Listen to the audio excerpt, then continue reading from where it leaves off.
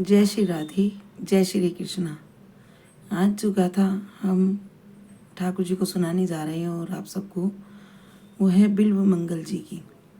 बहुत बड़ा चरित्र है बिल्व मंगल जी का और चिंतामणि जी का, और बहुत बड़े बिल्व मंगल जी बहुत बड़े संत हुए हैं।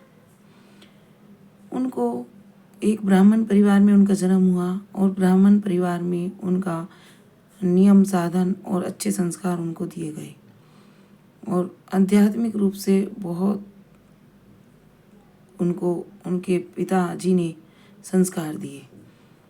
अब उनकी पत्नी और उनके माँ बाप परिवार में बिल्व मंगल जी के और अपना उनका जीवन यापन हो रहा था। जीवन निर्वाह अच्छे से कर रहे थे अपने परिवार का। तीनों समय की संध्या आरती, मंगल आरती, मंगला आरती, श्रृंगार आरती और वेद पाठ, एक ब्राह्मण कुल में जो भी नियम थे आध्यात्मिक के वो निभा रहे थे। एक दिन क्या हुआ है कि वो दूसरे गांव में गए, पहली बार अपने गांव से दूसरे गांव में। तो वहाँ जाकर उन्हें जैसे में एक गली से निकले गुजरे तो वहाँ पर उन्हें संगीत का स्वर सुनाई दिया, मधुर मधुर।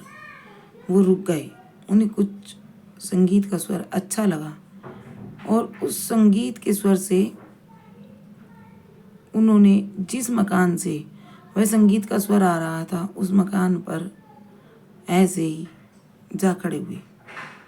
अचानक अंदर उन्होंने एक स्त्री को नग्न अवस्था में देख लिया। उन्हें नहीं मालूम था वो एक वेश्या का कोठा था।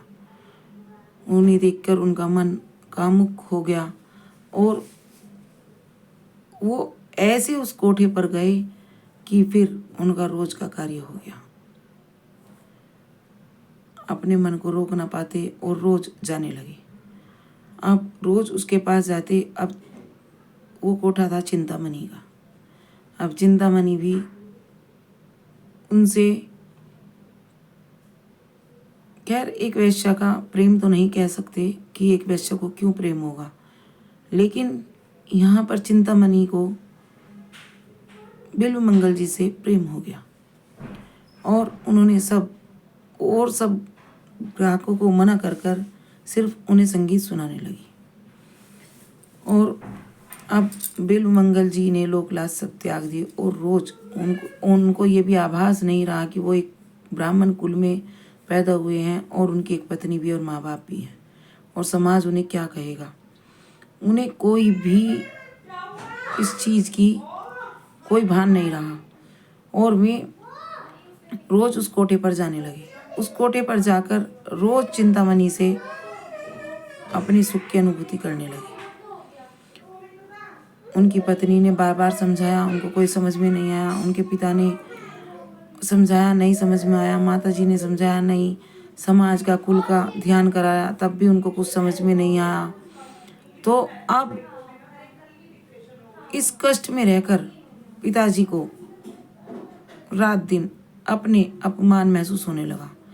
अब उनके पिताजी को इतना आघात पहुंचा कि उनके प्राण निकल गए और उनका शरीर पूरा हो गया। तब उन्हें बुलाकर उनका श्राद्ध कर्म करवाया गया और उनकी पत्नी ने कहा कि आप कम से कम अब तो सुधर जाइए। पर वो पत्नी साधारण पत्नी नहीं थी। उनकी पत्नी पतिव्रता थी और अपने पति के सुख के लिए उन्होंने बोलना बंद कर दिया कि ना वो रुकेंगे ना मैं कहूँगी। उनको जिसमें सुख मिलता है ठीक है। और वो अपने बूढ़ी माता जी का, मतलब सास की सेवा करने लगी। अब वो चिंतामणि जी के अब पिताजी थे जो रोका टोकी करते थे, अब वो भी नहीं रहे। तो अब बिल्व मंगल जी मुक्त हो गए हर रोका टोकी से और जाकर चिंतामणि के कोठे पर पड़े रहने लगे। अब तो रात को भी आना बंद कर दिया। रात दिन अब उसके कोठे पर रहने लगे। 1 साल हो गया और उनका श्राद्ध आया उनके पिताजी का। अब वो पतिव्रता थी। सब लोगों ने कहा देखो पिताजी का श्राद्ध पहला श्राद्ध है और पुत्र को ही करना चाहिए।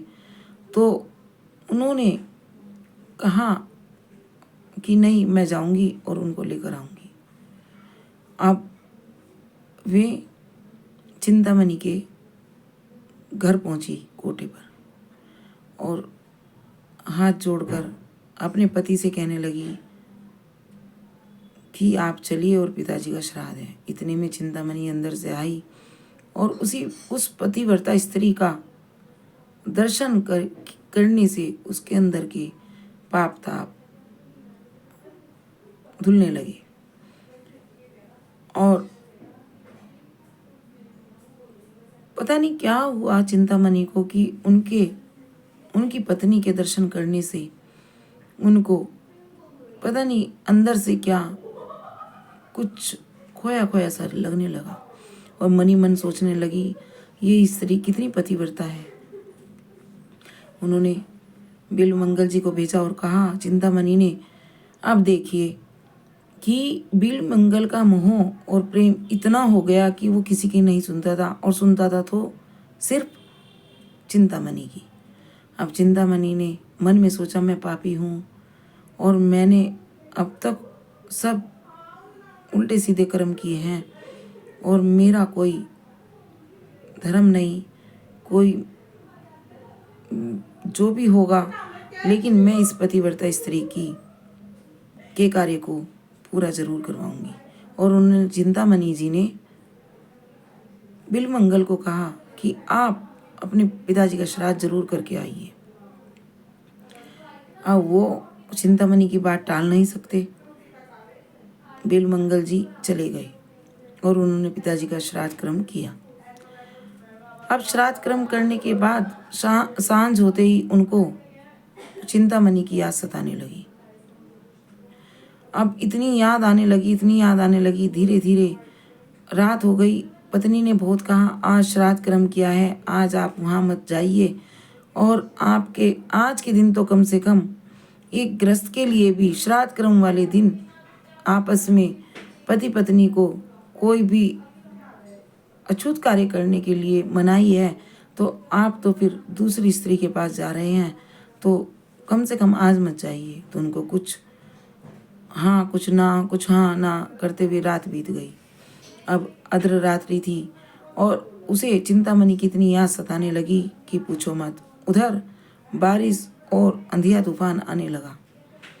अब लेकिन उसने कहते हैं ना कि मोह कुछ भी सोचने समझने की शक्ति खत्म कर देता है। तो बिल्वमंगल जी के साथ भी ऐसा ही हुआ और उनकी सोच में चिंतामणि के अलावा कुछ भी नहीं आ रहा था और वो उठे और चल दिए। अब जो चिंतामणि का गांव था उसे नदी पार करके जाना होता था। अब वो चल दिए तो उनकी पत्नी ने देखा कि मेरे पति को रहा नहीं जा रहा है और वो चुपचाप दिया साथ में लेकर चल दी। अब बिल्वमंगल जी को इतना भी होश नहीं कि मेरे पीछे कोई आ रहा है और दीपक की लो में वो चलते गए। नदी पर पहुंचकर आंधी तूफान से वो दीपक भी बुझ गया। अब उनकी पत्नी ने देखा कि उनसे रहा नहीं गया, उन्हें कोई रास्ता नहीं, कोई नाव नहीं, कोई कुछ नहीं दिखाई दिया। बिल्वमंगल जी को तैरना आता था तो उन्होंने नदी में छलांग लगा दी। अब पत्नी को ये नहीं मालूम था कि मेरे पति को तैरना आता है।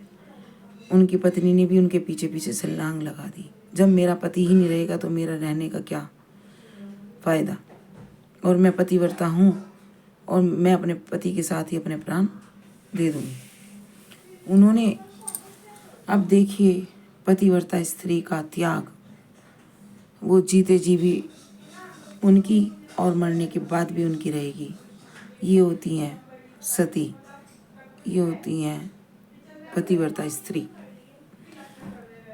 अब बिल्वमंगल को तो तैरना आता था, वो तो तैर कर थोड़ा सा आ गए और उनकी पत्नी को तैरना नहीं आता तो वो डूबकर उनके प्राण पखेरु उड़ गए। बिलमंगल अंधेरी रात में जैसे जैसे तैर के पास आए तो उन्हें कुछ हाथ लगा और वे उस पर बैठ गई। उन्होंने सोचा कोई नौका मेरे हाथ लग गई। अब वो बैठकर नदी पार हो गए। नदी पार करने के बाद वो चिंतामणि के घर पहुंचे। चिंतामणि के घर जाकर देखा जो बिजली कड़क रही थी उसमें हल्का सा दिखाई दिया कि सारे रात्रि के 3 बजे हैं और सब दरवाजे बंद हैं।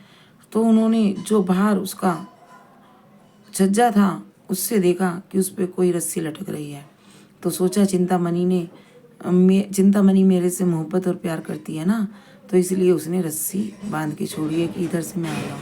तो वो रस्सी पकड़कर ऊपर चढ़ गई। गारे में धंसे हुए सने हुए जाकर जैसे छज्जे पे कूदे तो चिंतामणि की आँख खुल गई। और जब उनकी आँख खुली तो देखकर चिंतामणि कहने लगी, अरे तुम रात्रि के 3 बजे तो तुम कैसे आए? इतना अंधिया तूफान, इतना वो। कह रही तुमने ही तो नौका भेजी थी। मैंने नौका भेजी थी?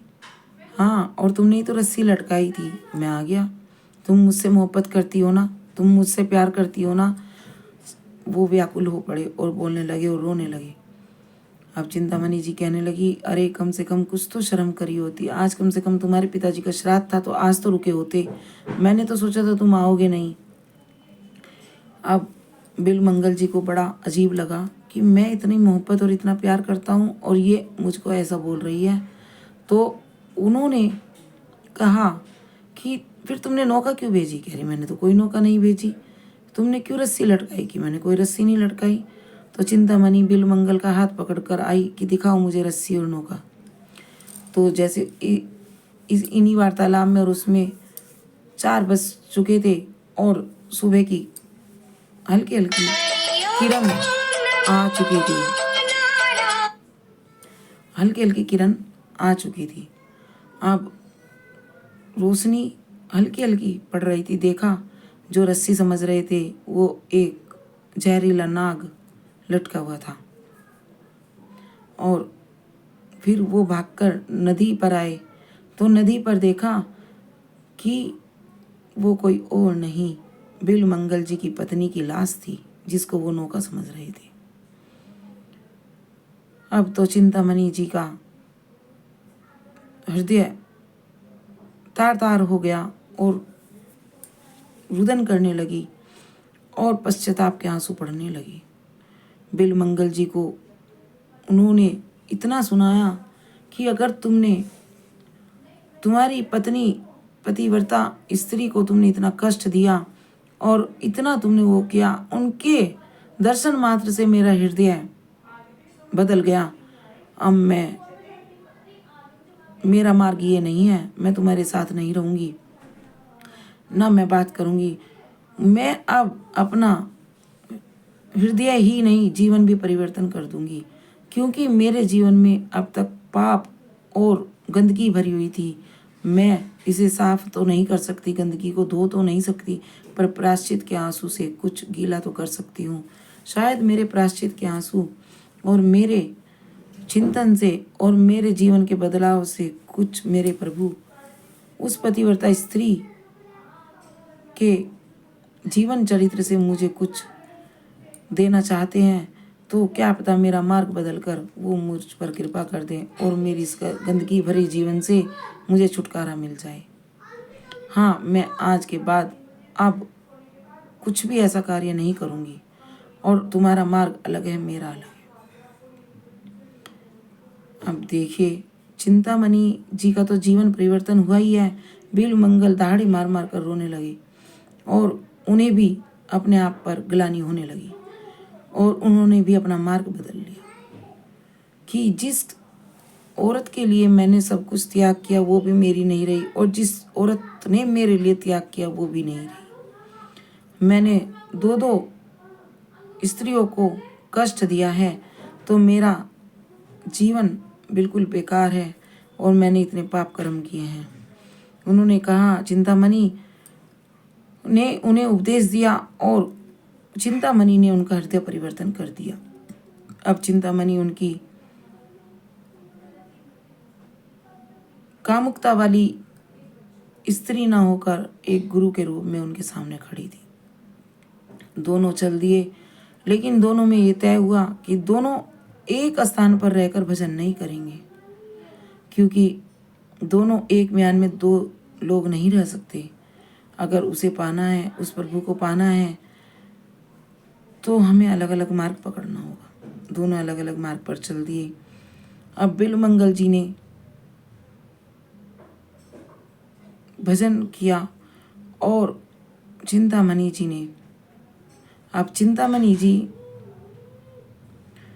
साथ में बिल्वमंगल जी का एक चित्रपट ले गई थी, क्योंकि वो अब उन्हें शिष्य रूप में प्यार करने लगी थी। वो गंदा प्यार उनका ख़त्म हो चुका था, अब निर्मल निश्चल प्यार उनका था। तो वो चित्रपट ले गई। अब उन्होंने, जब वो बिल्वमंगल जी, धीरे धीरे बिल्वमंगल जी की ख्याति होने लगी और उनका भजन रात दिन बढ़ने लगा। अब जैसे जैसे उनका भजन बढ़ता गया, उनकी ख्याति होती गई। अब बिल्वमंगल जी के एक दिन मन में आया, क्या मैंने इतना गंदा जीवन जीने के बाद अपना जीवन इतना परिवर्तन कर लिया? यानी कि देखिए, भजन के बाद भी उनके अंदर मैं आ गई और अहंकार या मैं ठाकुर जी किसी के अंदर छोड़ते नहीं, उसका घड़ा तुरंत फोड़ देते हैं। अगर आप या मैं जरा सा भी अहंकार मन में लाएंगे और भक्ति के मार्ग पर चल रहे हैं, संसारी जीव के लिए तो अधिकार है, कितना भी अहंकार कर सकता है, पर भक्ति वाले मार्ग पर अहंकार टिक नहीं सकता। ऐसे ही बिल्वमंगल जी के साथ हुआ और उनका देखिए, एक दिन वो मधुकरी के लिए जा रहे थे, मतलब आप जा रहे थे, तो उन्होंने किसी स्त्री को सरोवर में स्नान करते हुए देख लिया। अब इतना सुंदर जीवन उनका चल रहा था, लेकिन ठाकुर जी ने उनको अहंकार तोड़ने के लिए ये घटना करी। तो भजन में उनकी ख्याति इतनी हो रही थी और उन्होंने सब त्याग कर दिया था, मधुकरी मांगकर जीवन निर्वाह कर रहे थे। तो उन्होंने सरोवर में जब उस स्त्री को स्नान करते हुए देखा, तो उसके सुंदर बदन को देखकर वो मोहित हो गए और वो भूल गए कि वो एक संत हैं। और स्त्री आगे आगे वस्त्र पहनकर वो अपने घर की तरफ चल दी और वो उनके पीछे पीछे। अब वो ये भूल गए, ये लोक लाज भी भूल गए कि उनको किसी स्त्री के पीछे चलना शोभा देता है या नहीं। तो उनका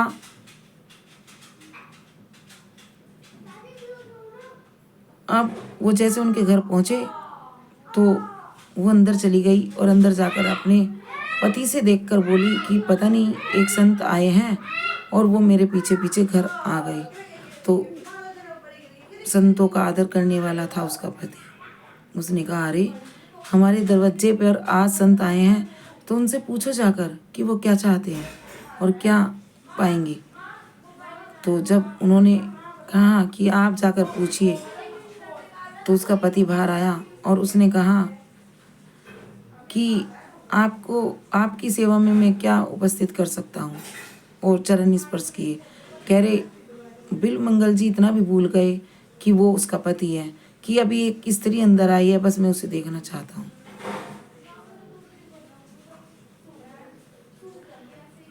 तो उन्होंने जाकर पत्नी को कहा, जाओ और बाहर संत बैठे हैं और वो आपको देखना चाहते हैं। उनकी स्त्री ने कहा, नहीं मैं नहीं जाऊंगी, मैं पतिव्रता हूँ, मैं ऐसे नहीं जाऊंगी, क्यों मुझे देखना चाहते हैं? उनकी संत होकर भी ऐसी दृष्टि। कह रहे, अरे ऐसे मत बोलो, संत की हमें सेवा करनी है। अगर संत वेश में कोई भी आए, हम सेवा करेंगे। वो तुम्हें देखना चाहते हैं तो उनकी तृप्ति करो, उनके नेत्रों की तृप्ति होनी जरूरी है। वो वाणी बिल्वमंगल जी के कानों में पड़ गई। बिल्वमंगल जी को एकदम ग्लानि हो गई और जैसे वो स्त्री बाहर आई, तो उन्होंने कहा कि आप कृपया करके मुझे 2 सीख ला दीजिए। और उन्होंने जैसे सीख ला कर दी, उन्होंने सोचा पता नहीं क्या करेंगे, और उन्होंने अपनी दोनों आंखों में वो सीके मार ली। उन्हें इतनी ग्लानि हुई और आंखों से खून बहने लगा। अब जैसे उनकी आंखों से खून बहने लगा, दोनों पति पत्नी चरणों में पड़ गए कि हमारे से क्या अपराध हुआ है। एक संत आकर अपना रुधिर हमारे दहलीज पर बहा रहा है तो ये कोई अपराध है। उन्होंने कहा, नहीं, ये तुम्हारा अपराध नहीं। मैं तुम्हें आशीर्वाद देने का अधिकारी तो नहीं हूँ, पर इस दिल से आशीर्वाद देता हूँ कि तुम्हारा पति पत्नी को एक दिन ठाकुर जी के दर्शन होंगे, क्योंकि तुमने संतों की सेवा करने के लिए अपनी लोक लाज भी नहीं सोची। और मैं संत होते हुए भी इतनी ग्लानिपूर्ण दृष्टि हुई तो इन दृष्टि का फोड़ना ही ठीक है। ना ये दृष्टि किसी पे पड़ेंगी और ना मुझे ये दृष्टिपात होगा बार बार। तो बिल्वमंगल जी ने अपनी दृष्टि जैसे ही फोड़ी तो उन्हें दिखाई देना बंद हो गया। आज इस गाथा को मैं यहीं पर विश्राम दूंगी और इस गाथा का थोड़ा भाग रह गया है, वो अगली वीडियो में कल बनाएंगे।